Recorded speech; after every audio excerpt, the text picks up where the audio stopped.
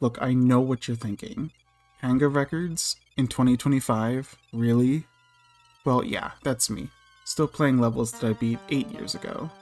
Those of you that have known me for a while know that Panga was my introduction to SMM, and I never really stopped playing his levels.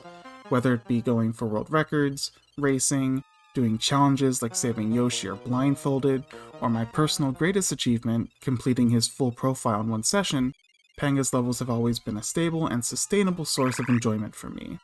Even beyond the Mario Maker 1 shutdown, I still find myself booting up the game and playing the levels I made sure I didn't forget to download. Seriously, he takes up almost half of my core spot. This happened just a few months ago, in fact. My life was kind of hectic at the time, and I needed something I could do in short bursts to fill the empty moments between busyness. So it felt like it was about time to fulfill my promise to take back the world record on Pit of Panga the Cape Escape, which Anthony had stolen about a year prior. I had put it off because at the time I was focused on helping Team 0%, which coincidentally also delayed the wave of world records in this video. I grabbed a few at the time, but they won't be in this video. After I took back Cape Escape, my life had calmed a bit, but I still couldn't do much of what I wanted to focus on because my internet was not up to par. So I decided it made the most sense to finish that world record push that I had previously put on the back burner. This of course is part of the on and off grind of mine to get the world record on as many of Panga's levels as I can. You can find videos on my channel dating as far back as 2018 showing my records on the bookmark site, because I was proud of having gotten 33%. And you'll see in the description of my 50% video that I said I wasn't going for more. Yeah, past Worsby definitely couldn't fathom the 90% that I have today. I wish I could make another bookmark site video, but alas, all we have now is my self-managed Pastebin documenting the most recently known records. Unlike back then, however, I have a capture card now, so I can show you the fruits of my labor these past couple months. Without further ado, I present to you 14 new Panga records in 2025, in no particular order, and a little information about each one as we go along. In the background, you're currently watching a sped-up version of my April Fool's Now You See Me world record. It's an 8-minute level, very boring, and only a 1-frame improvement over Ordi, so really not that special. But if you do want to see it in full, it will be linked in the description, along with the raw gameplay for the rest of the levels in case you don't care for my rambling. You'll notice I revealed some of the Skyzo blocks earlier on to help me locate myself and time the Koopa grab. This entire level just boils down to optimizing grabbing the Koopa that you blindly escorted the entire level, such that you carry as much speed as possible.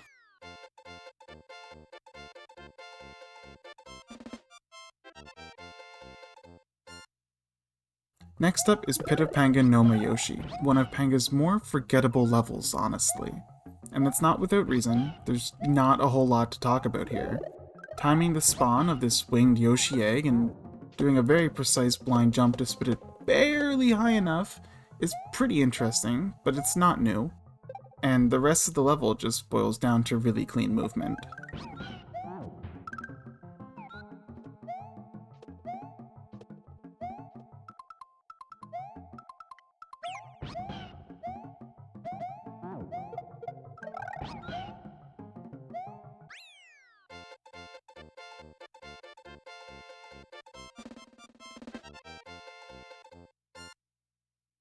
Panga's slightly less forgettable Yoshi level, Pit of Panga Tale of Two Yoshis, is a bit more interesting. There's this really cool trick implemented by Norway where you can take the 2 conveyors that are normally supposed to block you off. This works by jumping backwards into the grinder so that Yoshi gets caught trying to run away to the left, then you can use the spring to bypass the first Skyzo and a well-timed ditch to bypass the second. From there you do some pretty standard skips through the rest of the level. I added 2 new strats near the end, a well-timed POW spit so I didn't have to jump over the spring and slow down to grab it, as well as doing a spring spit and ditch in one fluid motion.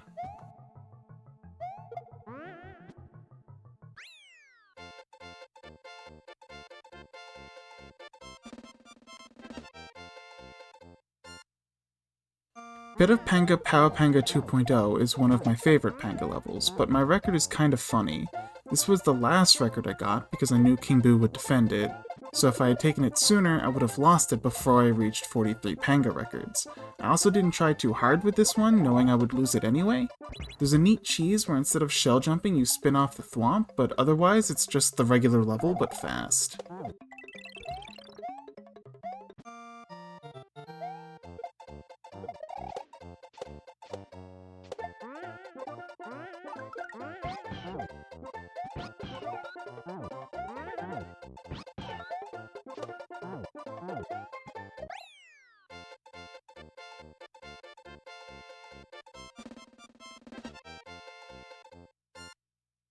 Pit of Panga Pong starts off with a bang. Immediately you're seeing a brand new strat where you squeeze between thwomps to climb up in just 5 wall jumps. A huge improvement over the already pretty fast strat which used ground pound cancels to bait the thwomps without losing height.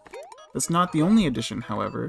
The ending is also completely rerouted, jumping out ahead of the blasters and using very carefully crafted movement to spawn them just right. I'm super happy to have found these strats because I've always felt like there were speed strats to be found but never quite discovered them until now.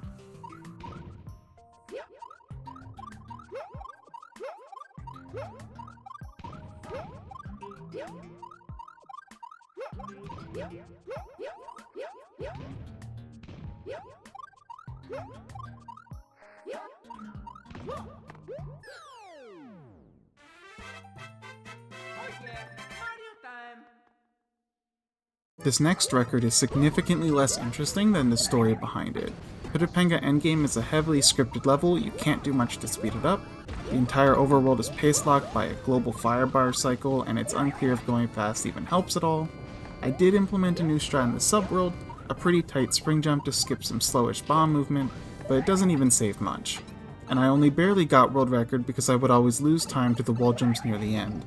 The reason this level's story is interesting is because it's the only previous record that we've lost to time. We know who held it, we know they beat KingBoo's time of 53.677 seconds, and we're pretty sure it was slower than 53.600 seconds, but we don't know exactly what it was. If anyone has old footage that happens to show this record, please let me know.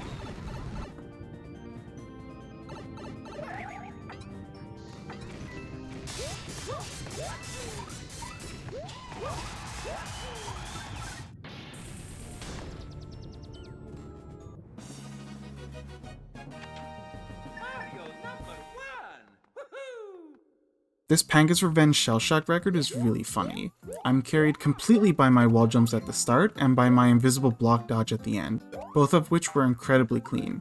However, none of my shell grabs were clean, so it completely evened out with Yoshi, tying him to the frame.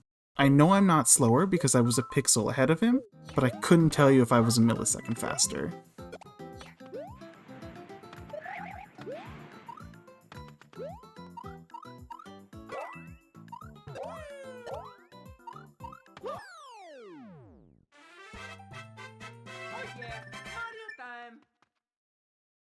Passive Panga Bomb Voyage Jr. is a record I took a year ago, but Fritzif bought me by just one frame and I was too demoralized to return to it at the time.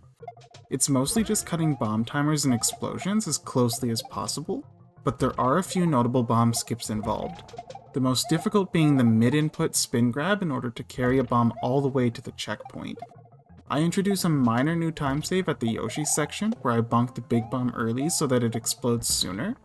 Worth noting is that when performing that strat, you have to wait a moment before progressing further into the level in order for the gold tape cycle to remain optimal.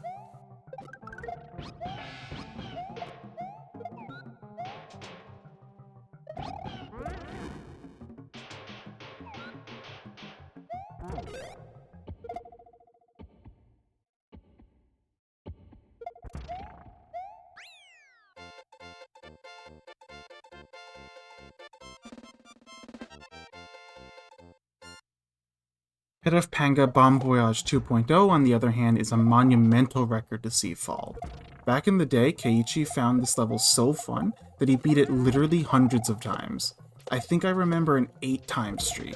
It was crazy, and he went out of his way to optimize it further, securing its spot for many years.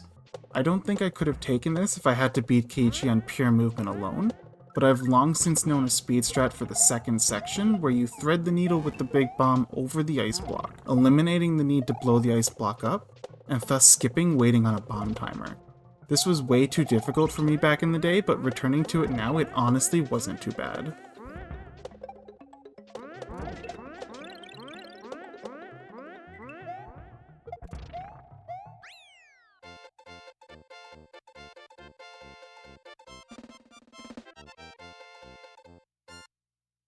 Pit of Panga Saved by the Shell was a record I was very scared of until I remembered this is Panga's most broken level. I've heard many tales of how tight this record is, but it wasn't difficult at all smuggling Yoshi. That being said, I did find the other time save everyone was missing, which led to the record feeling so unbeatable.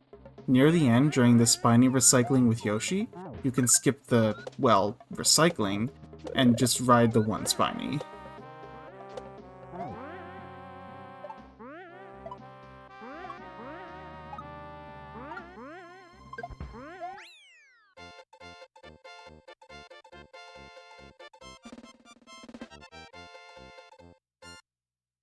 Pit of Panga Skyway to Shell was one of the hardest records in this video for me.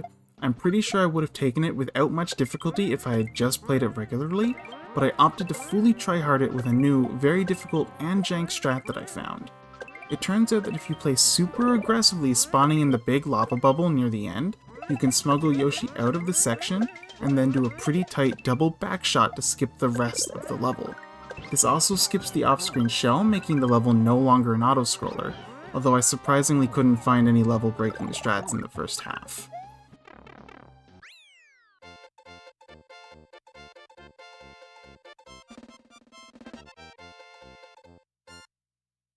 Something new I do in Pit of Panga Skyzo 2.0 is an item mid to position the P-switch for easy landing before Yoshi, although I'm not sure if it's necessary.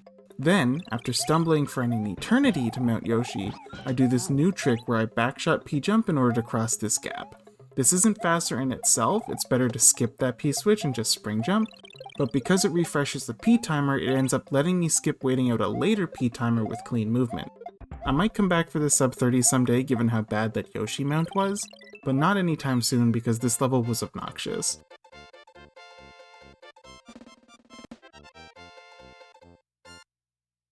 And then of course we have Panga's Revenge Skyzo, the OG Skyzo. This was a really fun one. I added this really precise P-switch skip where you instead slow down a moment for the fire bar and then you can just make the jump up the spiny straight to the thwomp. Then I more or less copy Yoshi's route until the ending, where I instead do my own version of the item juggle strat that Itzy had tried implementing. I love the way this record came together so much.